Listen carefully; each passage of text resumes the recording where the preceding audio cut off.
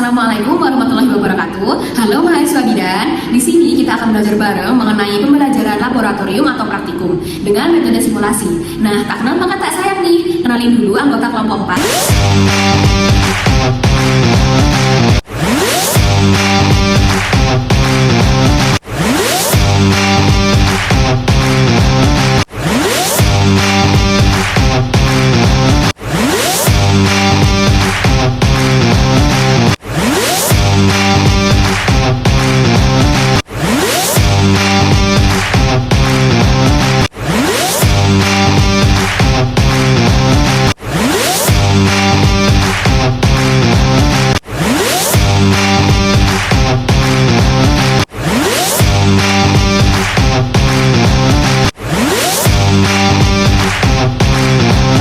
Nah, udah kenal kan sama anggota kelompok kami?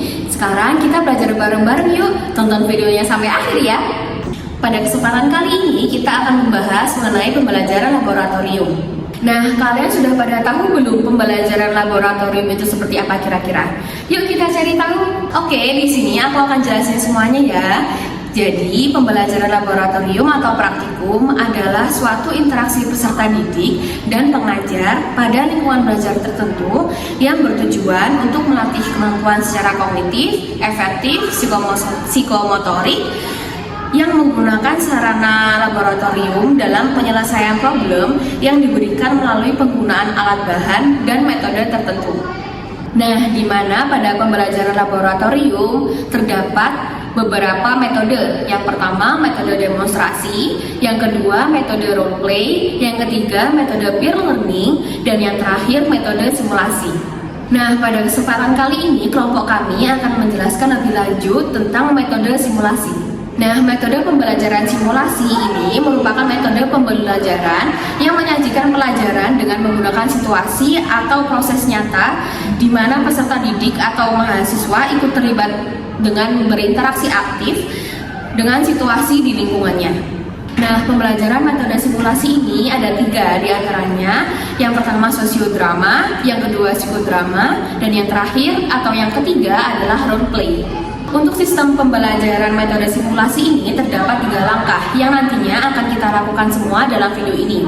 Yang pertama adalah persiapan simulasi, yang kedua adalah pelaksanaan simulasi, dan yang terakhir adalah pelaksanaan penutup.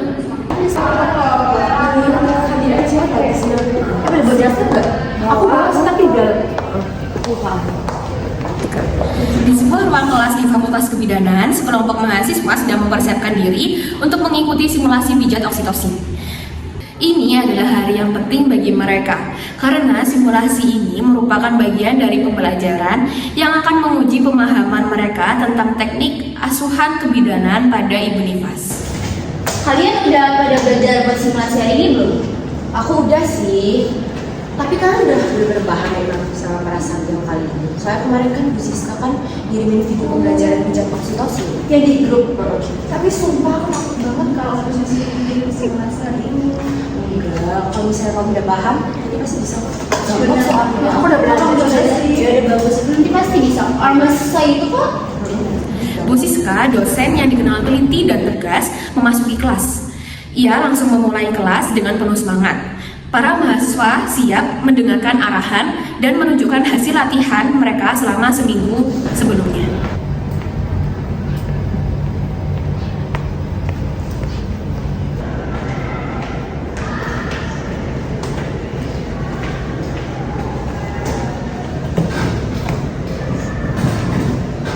Assalamualaikum warahmatullahi wabarakatuh. Waalaikumsalam warahmatullahi wabarakatuh. Selamat pagi, sesuai dengan apa yang saya sampaikan minggu lalu, hari ini pembelajarannya simulasi pijat oksitosin ya. Iya, Bu. Berapa anak yang hadir hari ini? Izin jawab ada 11 orang. Lengkap ya berarti? Iya. Masih kurang 1 mahasiswa Bu yang belum datang. Ya. Dari absensinya masih kurang 1 mahasiswa Bu yang belum datang. Siapa yang namanya yang belum datang? Alivia kayaknya yang masih telat. Ya sudah. Untuk materi asuhan pijat oksitosin sudah saya sampaikan minggu lalu ya. Sudah Bu. Berarti sudah siap ya untuk simulasi hari ini? Siap Bu.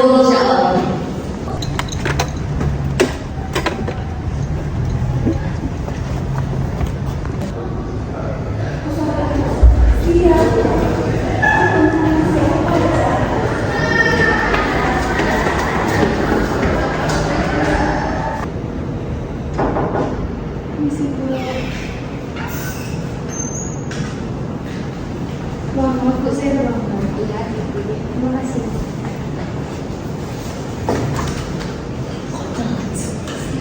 Baik, sebelum memulai simulasi hari ini, kita review materi dulu ya, yang bisa menjelaskan tujuan pijat oksitosin. Saya Bu, ya, silakan. Tujuannya untuk memperlancar ASI dan juga mencegah serta mengurangi pembengkakan pada beruang ASI. Betul, jadi tujuan pijat oksitosin adalah untuk merangsang produksi hormon oksitosin yang nantinya akan berpengaruh pada memperlancar ASI, mempercepat proses evolusi uteri, dan mengurangi adanya sumbatan ASI. Ada yang tahu selain itu tujuannya untuk apa? Saya Bu, ya, mengurangi buang pada payudara. Ya, betul. Selanjutnya untuk titik pijat oksitosin sendiri ada yang tahu di mana?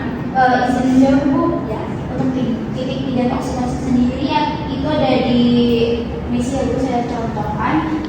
Ini ada di tonjolan tulang processus spinosus sampai turun ke bawah hingga 1-2 jari di turun sedikit. ya. Baik, siapa dulu yang mau maju untuk simulasi? Kalau nggak ada yang mau maju, saya tunjuk ya. Dek, kamu yang kelas, kamu yang melakukan masak ya. Sebelahnya kamu jadi pasien. Iya Bu.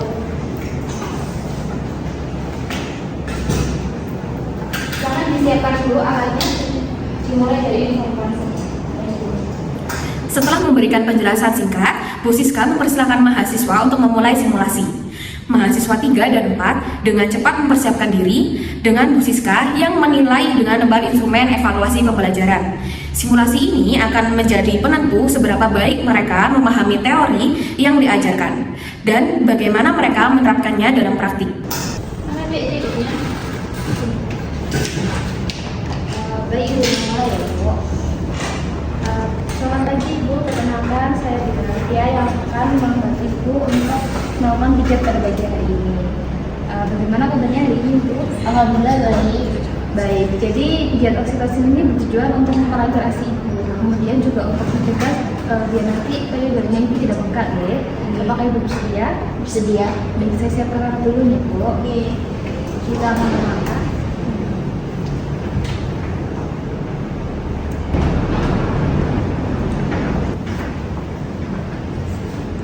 Kemudian memasangkan bantal Ibu. Ibu nanti boleh bantu dilepas ini pakaiannya, kemudian saya tutup sisanya.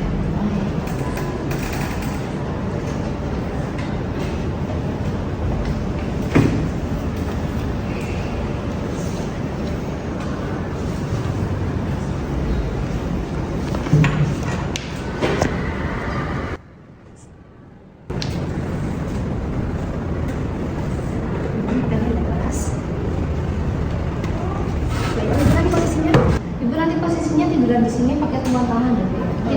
Payudarnya biarkan tumpuan di depan. Kemudian menuangkan minyak VCO pada tangan. Setelah itu kamu donasi. Ini dimulai dari titik prosesus titik yang di punggung, kemudian prosesus spinosus, kemudian memakai kedua ibu jari turun ke bawah.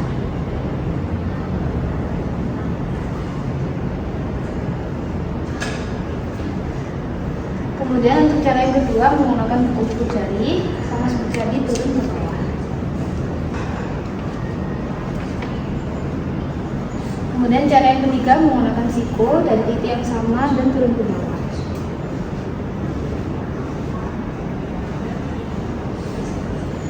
Selesai, baik Ibu pijatnya sudah selesai. Bagaimana perasaannya? Rasanya enak Bu. Nanti bisa dilakukan di rumah bersama suami Ibu. Oke. Sudah selesai. Membantu Ibu memakaikan kembali pakaiannya. Ibu.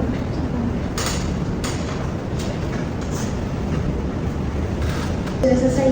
Iya, sudah dirapikan alatnya? Sudah. Ya, duduk kembali.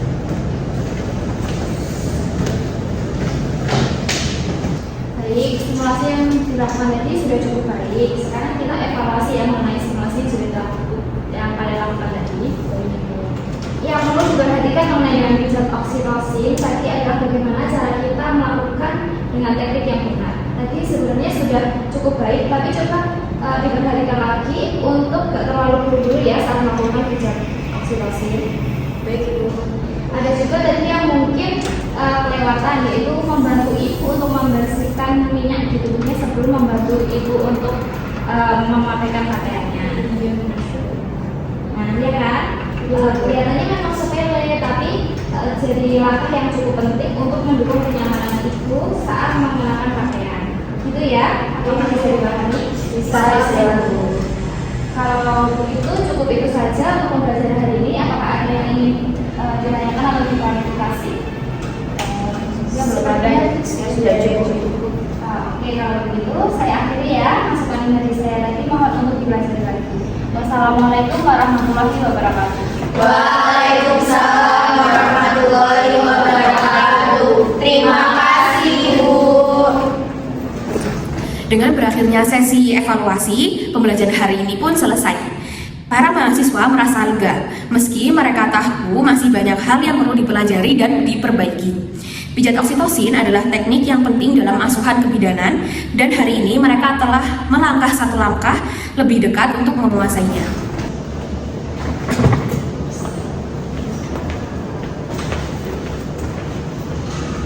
Terima kasih sudah menonton video pembelajaran metode simulasi dari kelompok 4. Wassalamualaikum warahmatullahi wabarakatuh.